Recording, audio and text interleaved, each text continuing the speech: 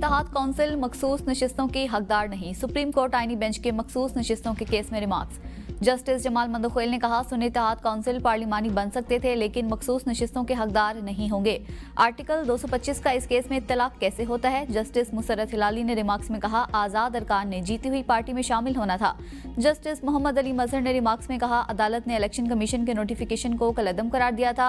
अदालत के सामने इलेक्शन कमीशन का नोटिफिकेशन था। ये मामला मखसूस नशिस्तों का मामला था। मखसूस सीटें मुतनासिब नुमाइंदगी पर अलॉट होती हैं। वकील मखदूम अली खान ने दलाइल में कहा, मखसूस नशिस्तों की फहरिस्तें इलेक्शन से कबल जमा होती हैं।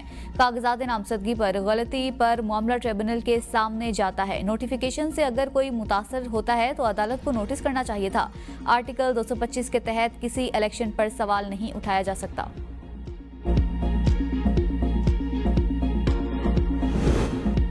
एक जज के ट्रांसफर के अमल में 4 दर्जात पर अदलिया की शमूलियत होती है। अगर एक दर्जे पर भी इनकार हो तो जज ट्रांसफर नहीं हो सकता। ट्रांसफर होने वाले जज इनकार कर दे तो अमल रुक जाएगा। अगर सब कुछ एग्जीक्यूटिव के हाथ में होता तो अलग बात थी। जजेस ट्रांसफर के अमल में 4 जुडिशियल फोरम से राय ली गई। सुप्रीम कोर्ट के जस्टिस मोहम्मद अली मजहर के जजेस तबादला केस में रिमार्क्स। वकील फैसल सदीकी ने कहा, कानून के अमल में बदनीयती का मुजाहरा किया गया। सीनियरिटी के मामले में अदलिया को अंधेरे में रखा गया। मजीद समाअत कल तक मुलतवी।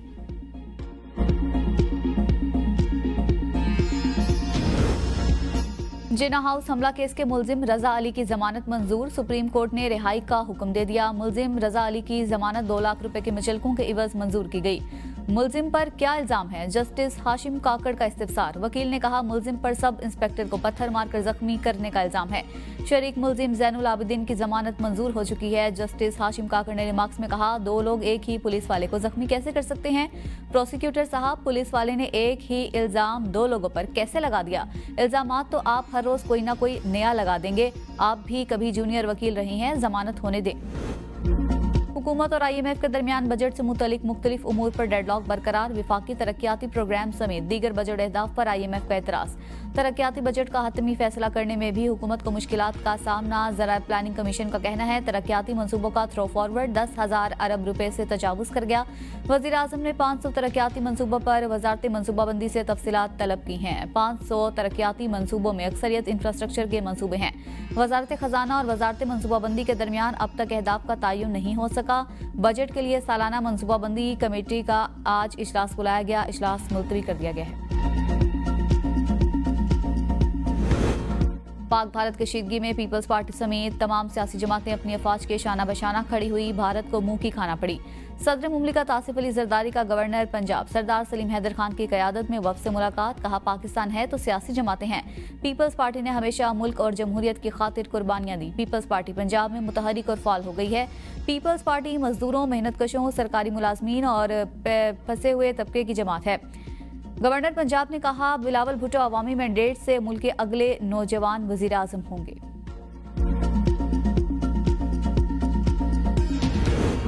वजीर आजम पाकिस्तान शहबाज शरीफ और उनके वफ्द की मेजबानी करके खुशी हुई। दोनों ममालिक के दरमियान हर शोबे में ताल्लुकात मजीद मजबूत बनाएंगे।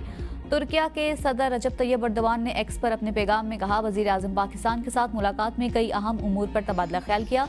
शहबाज शरीफ और उनके वफ्द के साथ मईशत, तिजारत और सलामती पर बात हुई। अल्लाह ताला हमारी एकजहती और भाईचारे को कायम रखे। एक्स पैगाम में वजीर आजम शहबाज शरीफ ने तुर्किया के सदर को प्यारे भाई के अल्फाज लेकर उनका शुक्रिया अदा किया।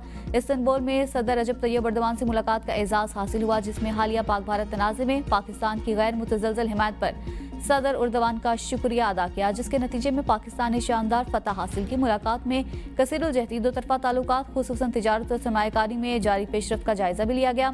मुलाकात में नाकाबिल तस्खीर बरादराना ताल्लुकात और ताउन को मजीद मजबूत करने के लिए मिलकर काम जारी रखने के अज़म का इयादा किया गया।